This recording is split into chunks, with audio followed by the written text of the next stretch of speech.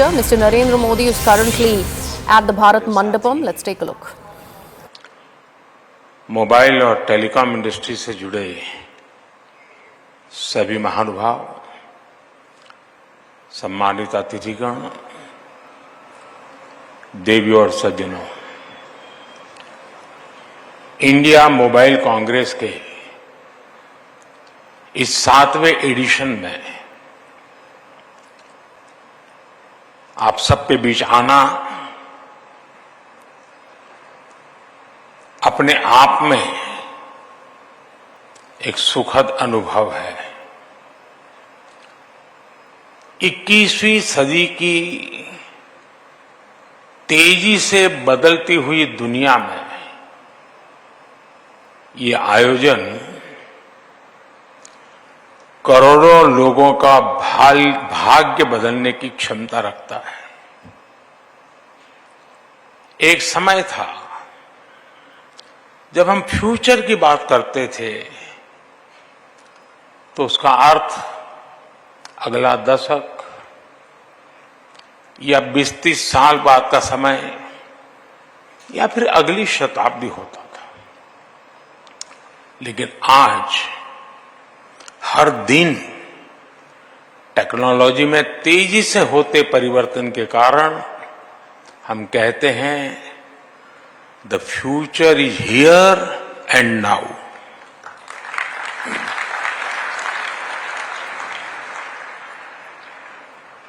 अभी कुछ मिनट पहले मैंने यहां एग्जीबिशन में लगे कुछ स्टॉल्स देखे। इस एग्जीबिशन में मैंने उसी फ्यूचर की झलक देखी, चाहे टेलीकॉम हो, टेक्नोलॉजी हो या फिर कनेक्टिविटी, चाहे 6G हो, AI हो, साइबर सिक्योरिटी हो, सेमीकंडक्टर्स हो, ड्रोन या स्पेस सेक्टर हो, डीप सी हो, ग्रीन टेक हो या फिर दूसरे सेक्टर्स। आने वाला समय बिल्कुल ही अलग होने जा रहा है और ये हम सभी के लिए खुशी की बात है कि हमारी युवा पीढ़ी देश के भविष्य का नेतृत्व कर रही है, हमारी टेक रिवॉल्यूशन को लीड कर रही है। फ्रेंड्स, आपको याद होगा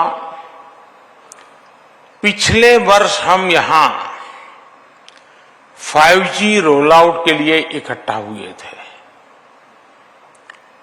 उस ऐतिहासिक कार्यक्रम के बाद पूरी दुनिया भारत को हैरत भरी नजरों से देख रही थी। आखिर भारत में दुनिया का सबसे फास्ट 5G रोल आउट हुआ था, लेकिन हम उस सफलता के बाद भी रुके नहीं। हमने 5G को भारत के हर नागरिक तक पहुंचाने का काम शुरू किया। यानी हम रोल आउट स्टेज से रीच आउट स्टेज तक पहुंचे।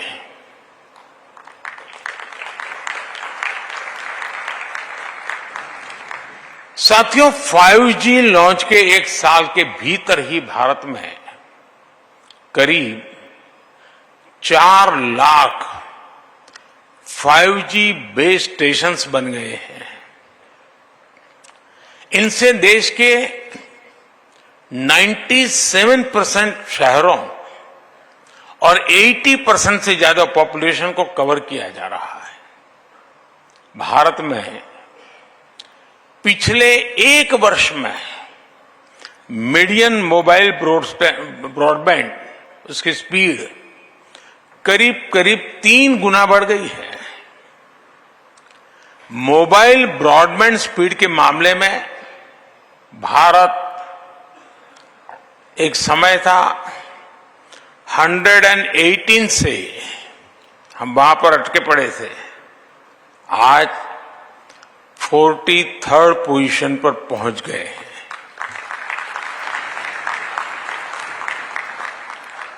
हम न सिर्फ भारत में तेजी से 5G का विस्तार कर रहे हैं, बल्कि 6G के क्षेत्र में भी लीडर बनने की दिशा में बढ़ रहे हैं। हमारे यहां 2G के समय क्या हुआ था, शायद नई पीढ़ी को पता नहीं होगा, लेकिन मैं इसका वर्णन नहीं करूंगा, वरना शायद मीडिया वाले उसी बात को पकड़ेंगे और किसी चीज को बताएंगे नहीं।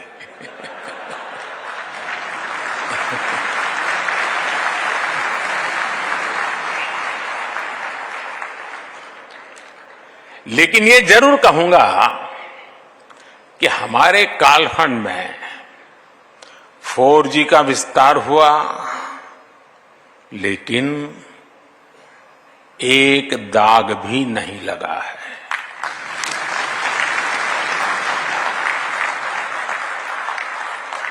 मुझे विश्वास है कब 6G में भारत दुनिया को लीड करेगा।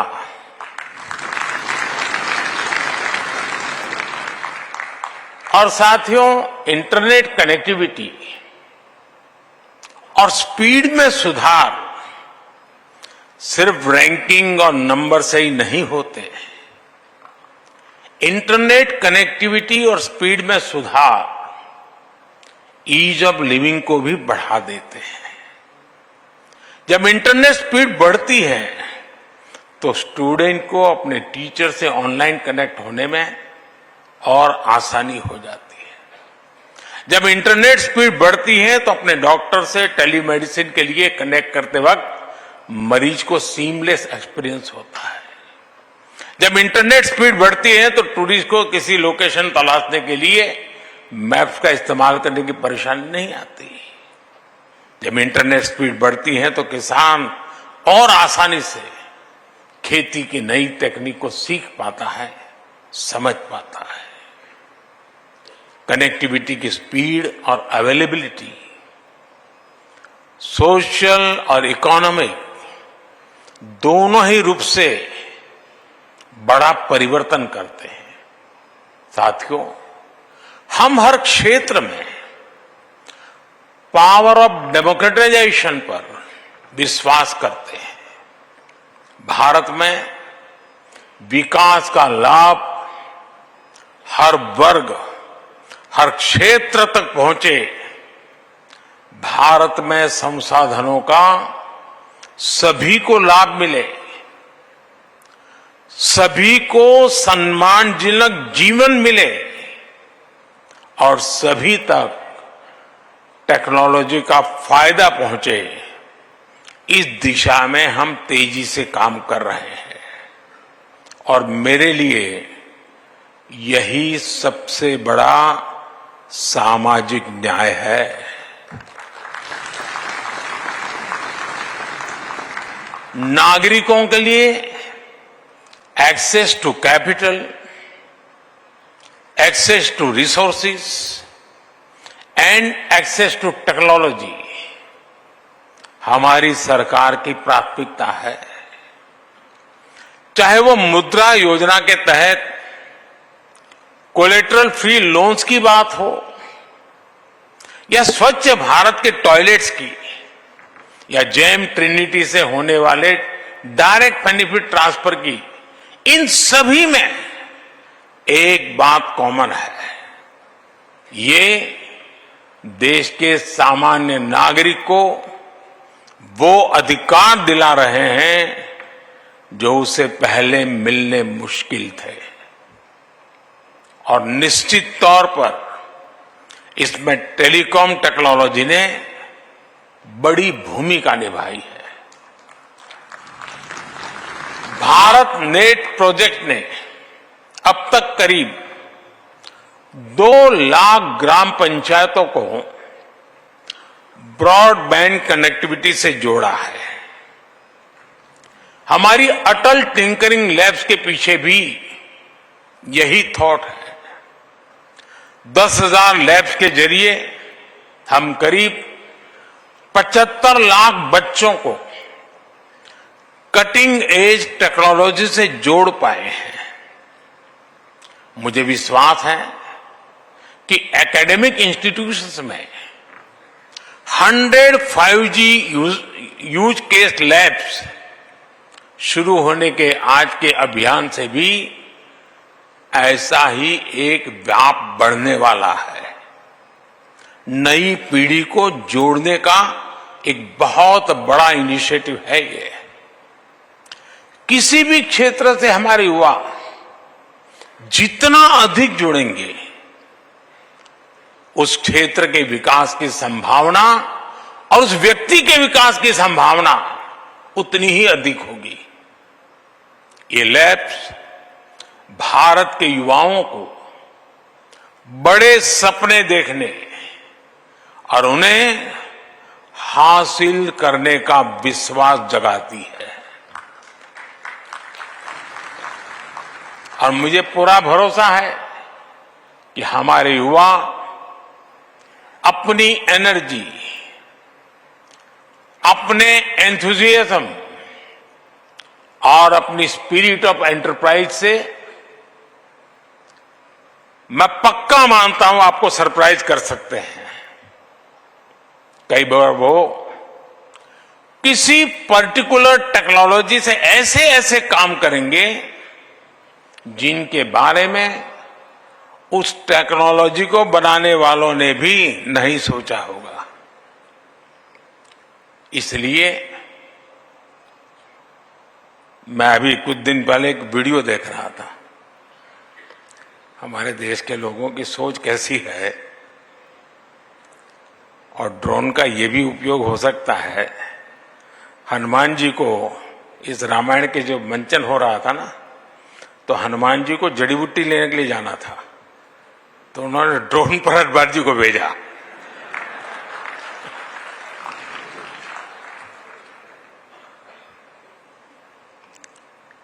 इसलिए ये अभियान हमारे नौजवानों में इनोवेशन कल्चर को बढ़ावा देने की दिशा में एक स्वागत योग्य कदम है। फ्रेंड्स, बीते कुछ वर्षों में भारत की सबसे महत्वपूर्ण सक्सेस स्टोरीज में हमारा स्टार्टअप इकोसिस्टम भी एक बहुत महत्वपूर्ण स्थान ले चुका है। क्यों, यहां स्टार्टअप वाले क्या कर रहे हैं? बहुत कम समय में हमने यूनिकॉर्न्स की सेंचुरी लगाई है और हम दुनिया के टॉप 3 स्टार्टअप इकोसिस्टम में से एक बने हैं।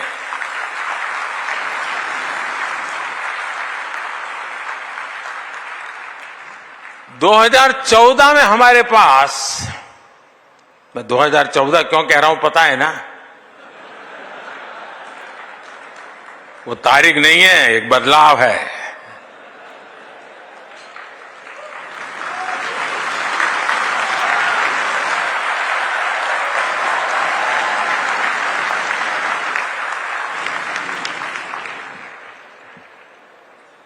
दो 2014 के पहले भारत के पास कुछ 100 स्टार्टअप थे, कुछ 100, लेकिन अब ये संख्या 1 लाख के आसपास पहुंच गई है।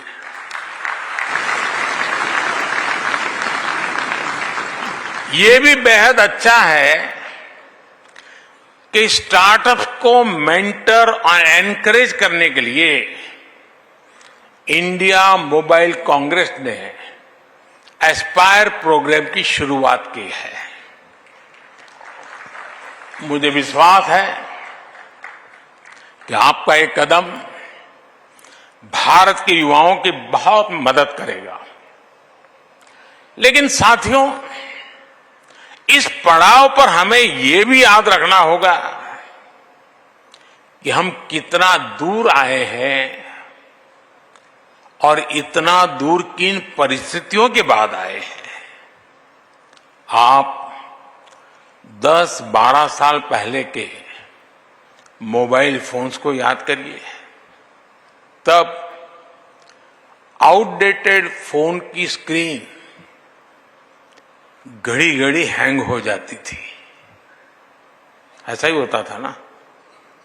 जरा बताइए ना।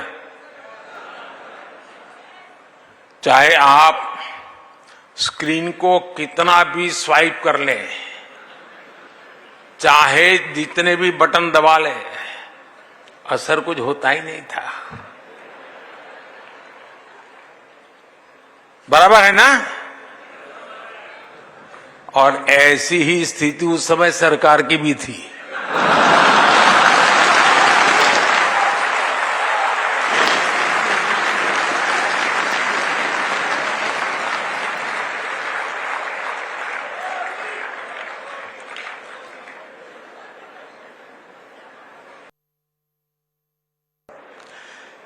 भारत की अर्थव्यवस्था का या कहें या तब की सरकार ही हैंग हो गए वाले मोड में थी।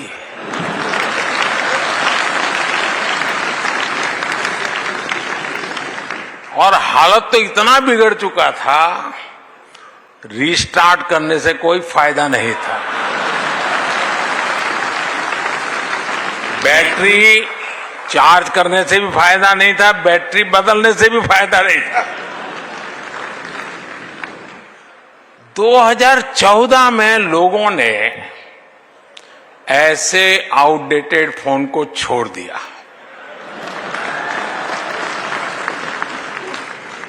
और अब हमें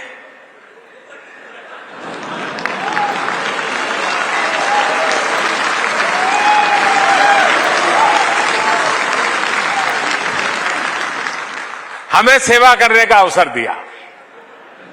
इस बदलाव से क्या हुआ वो भी साफ दिखता है। उस समय हम मोबाइल फोन्स के इंपोर्टर थे, आज हम मोबाइल फोन के एक्सपोर्टर है।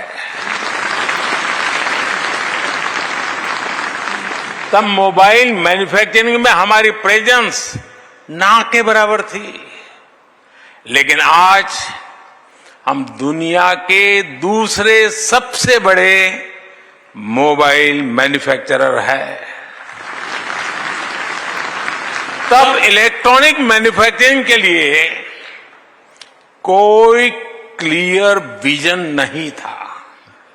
आज हम इलेक्ट्रॉनिक मैन्युफैक्चरिंग में करीब 2 लाख करोड़ रुपए का एक्सपोर्ट कर रहे हैं। आपने देखा है कि गूगल ने भी हाल ही में ये घोषणा की है कि वो अपने पिक्सल फोन्स भारत में बनाएगा।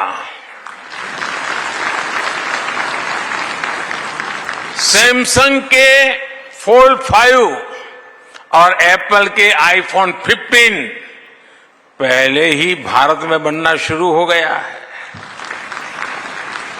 आज हम सबको इस पर गर्व है कि पूरी दुनिया मेड इन इंडिया फोन्स का इस्तेमाल कर रही है।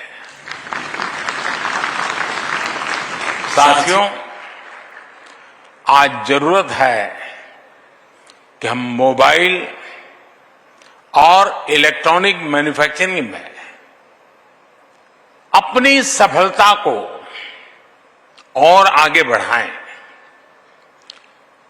टेक इकोसिस्टम में हार्डवेयर और सॉफ्टवेयर दोनों की सफलता के लिए जरूरी है कि हम भारत में स्ट्रांग सेमीकंडक्टर मैन्युफैक्चरिंग सेक्टर का निर्माण करें। सेमीकंडक्टर्स के डेवलपमेंट के लिए सरकार ने पहले ही करीब 80,000 करोड़ रुपीस की पीएलआई स्कीम चलाई है। आज विश्व भर की सेमीकंडक्टर कंपनियां भारतीय कंपनियों के साथ मिलकर सेमीकंडक्टर असेंबली और टेस्टिंग फैसिलिटीज में इन्वेस्ट करना शुरू कर दिया है। भारत का सेमीकंडक्टर मिशन सिर्फ अपनी डोमेस्टिक डिमांड ही नहीं, दुनिया की जरूरत पूरी करने के विजन पर आगे बढ़ रहा है। साथियों, विकासशील देश से विकसित देश होने के सफर को अगर कोई और तेज करता है तो वो है टेक्नोलॉजी।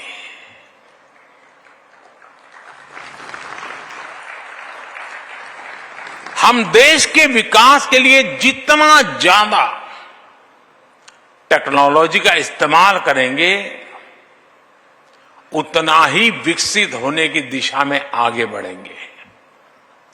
डिजिटल टेक्नोलॉजी में हम ऐसा होता हुआ देख रहे हैं जहां भारत किसी भी विकसित देश से पीछे नहीं है। ऐसे ही हर सेक्टर में बदलाव लाने के लिए हम उसे टेक्नोलॉजी से जोड़ रहे हैं। हम सेक्टर्स के हिसाब से अलग अलग प्लेटफॉर्म्स बना रहे हैं। लॉजिस्टिक्स के लिए पीएम गति शक्ति national master plan, health care के लिए national health mission, agriculture sector के लिए एग्री स्टैक, ऐसे अनेक प्लेटफॉर्म बनाए गए हैं। साइंटिफिक रिसर्च क्वांटम मिशन और नेशनल रिसर्च फाउंडेशन में भी सरकार बड़े पैमाने पर इन्वेस्ट कर रही है। हम indigenous design and technology development को भी लगातार प्रमोट कर रहे हैं। मुझे ये जानकर भी खुशी हुई कि इंटरनेशनल टेलीकॉम यूनियन और इंडिया मोबाइल कांग्रेस साथ मिलकर एन एंटरप्रेन्योरशिप फॉर एसडीजीज विषय पर एक इवेंट कर रहे हैं। साथियों, इन सारे प्रयासों के बीच एक बहुत ही इंपॉर्टेंट एस्पेक्ट है जिसकी तरफ मैं आपका ध्यान ले जाना चाहता हूं। ये एस्पेक्ट है साइबर सिक्योरिटी और सिक्योरिटी ऑफ नेटवर्क इंफ्रास्ट्रक्चर का। आप सभी ये जानते हैं कि साइबर सिक्योरिटी कॉम्प्लेक्सिटी का क्या है और इसके क्या दुष्परिणाम हो सकते हैं। G20 समिट में भी इसी भारत मंडपम में साइबर सिक्योरिटी के ग्लोबल थ्रेट पर गंभीर चर्चा हुई। साइबर सिक्योरिटी के लिए पूरी मैन्युफैक्चरिंग वैल्यू चेन में आत्मनिर्भरता बहुत जरूरी है, चाहे हार्डवेयर हो, सॉफ्टवेयर हो या कनेक्टिविटी। जब हमारी वैल्यू चेन का सब कुछ हमारे नेशनल डोमेन में होगा तो हमें इसे सिक्योर रखने में भी आसानी होगी। इसलिए आज इस मोबाइल कांग्रेस में ये चर्चा भी आवश्यक है कि हम ट्रबल मेकर से दुनिया की डेमोक्रेटिक सोसाइटी को कैसे सुरक्षित बनाएं। साथियों, लंबे वक्त तक भारत ने टेक्नोलॉजी की कई बसेस मिस कर दी है। इसके बाद वो समय भी आया जब हमने ऑलरेडी डेवलप्ड टेक्नोलॉजी में अपना टैलेंट दिखाया। हमें हमारी आईटी सर्विस इंडस्ट्री के उसने भी उसको अभी बढ़ाने के लिए भरपूर जो प्रयास हुआ है। लेकिन अब 21वीं सदी का ये कालखंड भारत की थॉट लीडरशिप का समय है और मैं यहां बैठे हुए सबको और ये जो 100 लैब्स के उद्घाटन में बैठे हुए नौजवानों को कह रहा हूं और विश्वास कीजिए दोस्तों, जब मैं कोई बात कहता हूं तो गारंटी से कम नहीं होती है।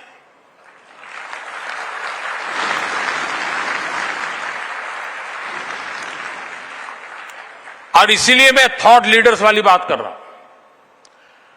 थॉट लीडर्स एक नए डायमेंशन बना सकते हैं जिसे बाद में दुनिया फॉलो करे। इसमें थॉट लीडर बने भी हैं, जैसे यूपीआई हमारी थॉट लीडरशिप का परिणाम है जो आज डिजिटल पेमेंट सिस्टम में पूरी दुनिया का नेतृत्व कर रहा है। इवन कोविड के समय हमने कोविन का जो इनिशिएटिव लिया था, आज भी विश्व उसकी चर्चा करता है। ऐसा वक्त है कि हमें टेक्नोलॉजी के एक्सीलेंट एडॉप्टर और इम्प्लीमेंटर्स के साथ साथ टेक्नोलॉजी का थॉट लीडर भी बनना ही होगा। भारत के पास यंग डेमोग्राफी की ताकत है, वाइब्रेंट डेमोक्रेसी की ताकत है। मैं इंडिया मोबाइल कांग्रेस के लोगों, खासकर इसके युवा सदस्यों को आमंत्रित करता हूं कि वह इस दिशा में आए, आगे बढ़े। मैं आपके साथ हूं। आज एक ऐसे समय में जब हम विकसित भारत बनने की दिशा में आगे बढ़ रहे हैं, थॉट लीडर्स के रूप में आगे बढ़ने का ये ट्रांजिशन पूरे सेक्टर में क्रांतिकारी परिवर्तन ला सकता है। और मुझे विश्वास है, और ये मेरा विश्वास आप लोगों की क्षमता के कारण है, मेरा विश्वास आपके सामर्थ्य पर है, आपकी क्षमता पर है, आपके समर्पण पर है। और इसलिए मैं कहता हूं कि ये हम कर सकते हैं, जरूर कर सकते हैं। फिर एक बार आपको बहुत बहुत शुभकामनाएं। और मैं देश के, दिल्ली के, अगल बगल के इलाके के नौजवानों से आग्रह करूंगा कि वो भारत मंडपम में आए और ये जो एग्जीबिशन लगा है, जिसकी टेक्नोलॉजी में रुचि है, टेक्नोलॉजी भविष्य में जीवन में कैसे नए नए क्षेत्रों को छूने वाली है, उसको समझने के लिए ये बहुत बड़ा अवसर है। मैं सबसे आग्रह करूंगा, मैं सरकार के सभी विभागों से भी आग्रह करूंगा कि उनकी जो टेक्नोलॉजी की टीम हो वो भी यहां आकर इन चीजों को देखे। फिर एक बार आप सबको बहुत बहुत शुभकामनाएं। धन्यवाद। बहुत बहुत धन्यवाद माननीय प्रधानमंत्री जी, सभी को रिचार्ज करने का, रीइग्नाइट करने का, इंस्पायर करने का कि भारत विश्व का थॉट लीडर बने। और यहाँ पर